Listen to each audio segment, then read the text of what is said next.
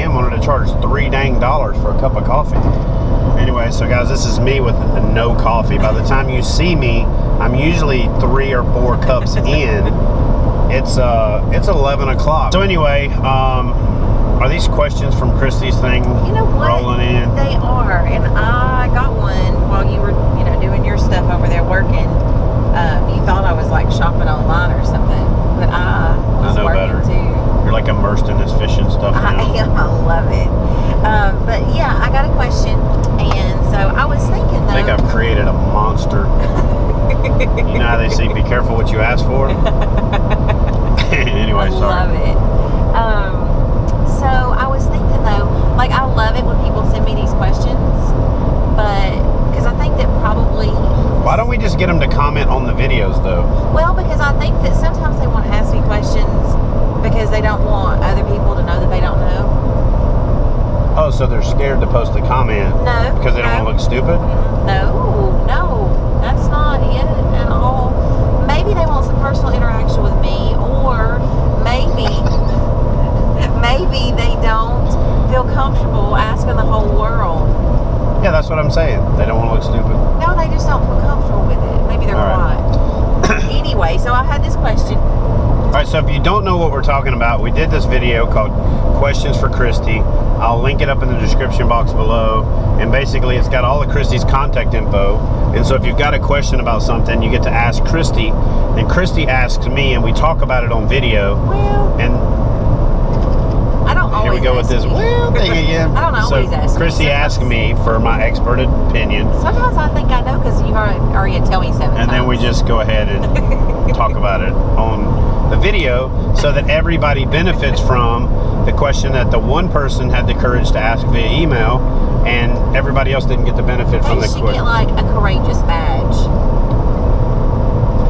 Anyway, go ahead with the question. So the question is are the style and design of topwater lures, such as frogs and mice, which are called rats, more designed to catch the fish? No, a rat and a mouse are different. Anyway, does a bass look at the lure and think, I feel like eating a mouse up there? If you tried to kill a rat with a mouse trap, the rat would take that thing off and slam it on the ground and kick it. But they have this little mice are like these little tiny things. But they have rats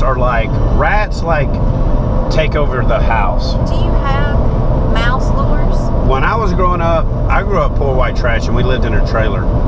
Our next door neighbor had rats so big that I went in there to take a crap one time and there was a rat sitting on the toilet like, yo, bro, close the door. Why would you poop at your neighbor's house? That's what we do. That's how we roll. Boys. That's how boys do. Anyway, can you ask the question? Do you have any mouse lures? I thought you just... I got a lot of mouse. I got a lot of mice lure. Like the rat Spro 40. The little one. 50 is the big one. 40, 30. So the 30 is like a mouse. That's what I meant. And the 40 is like the 50 is like a rat. But it's still called a Spro rat. Yeah, it's true. Anyway, ask the question. Okay, sorry. Is it just the shape designed for walking or popping and no resemblance to the actual creature that it should be? Thanks, and of course they love the new content with me in it. Okay, so what was the question? Oh my gosh, does the lure actually need to look like those animals, or is that more to attract the fishermen? Oh, well, every lure is designed to catch a fisherman first. I answered it already. You answered it already. Yeah, you want to hear it? Yeah. Okay, let's see how much I've learned from you. I said, I think that a bass looks at something, especially a topwater, as a disturbance, not as a specific species or of a particular animal. In other words, they don't look up and see a rat and think, yummy, a rat sounds good for dinner. However, I do believe that they have experienced the effects of rats and frogs before, and if these artificial lures mimic those particular animals as closely as possible, it makes sense for them to attack it. I agree with you that the look of the lure is probably more for the fishermen and the function is more for the fish. And that is what's really most important. But why not make them look as close as possible to the real thing? That way, both the bass and the fishermen are happy. Thanks so much for the question. Did I do it? You wrote that? I wrote it right here. I've already sent it and everything. Yeah, I mean... Yeah, that's it. That's really what it boils down to. So, yeah, that's it. Good job. Right there. Woohoo! Literally, I'm creating a monster here. So this is what happens when you take a science teacher. They approach everything from a scientific standpoint, and her responses are very methodical, scientific. So, yeah. So here's the thing for me, though. I first decided to throw a rat because I was in a bayou and the farmers were cutting the field on the right-hand side.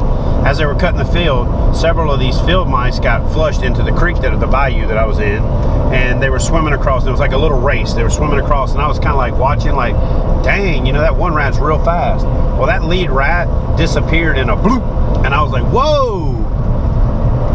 Ho! It was like the first time I'd ever seen an actual animal that wasn't a topwater lure get eaten by a bass. And systematically, every other field mouse in that little group said bloop, bloop, bloop, and they were gone. I don't know if it's the same bass that ate all 4 of them, or 5 of them, or if 5 bass just took the rats out. And then let's fast forward 15 years, say. It was probably longer than that. But I was actually down in Kissimmee, Florida. I was down there fishing on one of my Navy trips or something, but I was in Kissimmee, and this guy came trolling along in a bass boat, and he had a little slingshot with a special little seat made in it, and he would reach in this shoebox and take out a white mouse like you feed snakes. He'd put the tail through this hole, he'd hold onto the tail and shoot this white rat out into the lily pads. Yeah, live. Oh, that's not like that fisherman. As soon as it hit the water, the little white mouse would start dog paddling across and crawling up over the pads, and then boom, bass would blow up on it, and his fisherman was standing in the back with a shiner in a bucket, and he'd say, cast right there. Guy would cast over, bobber would go down, bass on, and they were catching big bass that way. And I thought, dang, you know, I saw this rat lure one time. I've seen rats get eaten after a field was getting cut, and now I've seen rats getting eaten by a fisherman who's using them as a spotting bait. So when I saw the first rat lure that looked appealing, I said to myself, yes, I want to throw that because it looks like a rat that I've seen eaten.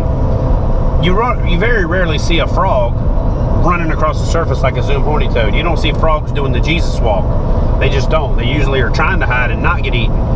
But I think it creates a disturbance. It's the profile and it's the way that it looks. But for me, the rat lure per se, let's use that as an example. There's a confidence factor in fishing that if you're confident enough to throw it, you're going to catch more fish on it. If you catch more fish on it, you're going to throw it more, and if you throw it more, you're going to catch more fish. It's kind of a self-fulfilling prophecy. So if you have confidence enough to throw that bait because it looks like something you've seen get eaten by a bass, you're going to have more success. So I do think it's important that the bait resembles something that you feel confident a bass is going to eat.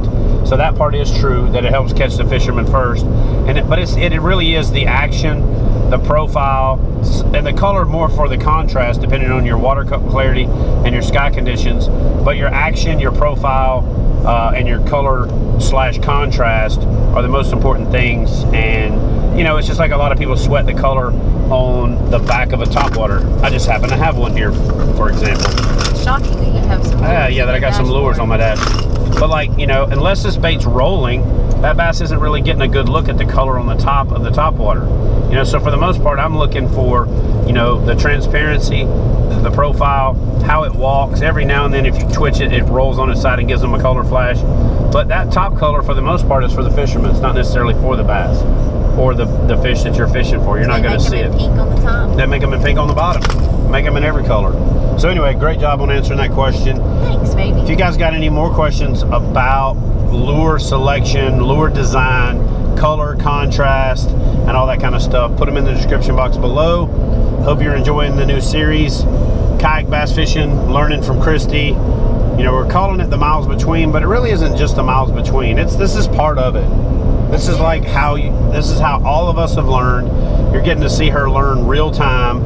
I mean, this is going to be like learning to walk as a toddler on video that you can look back on and remember not being able to walk one day.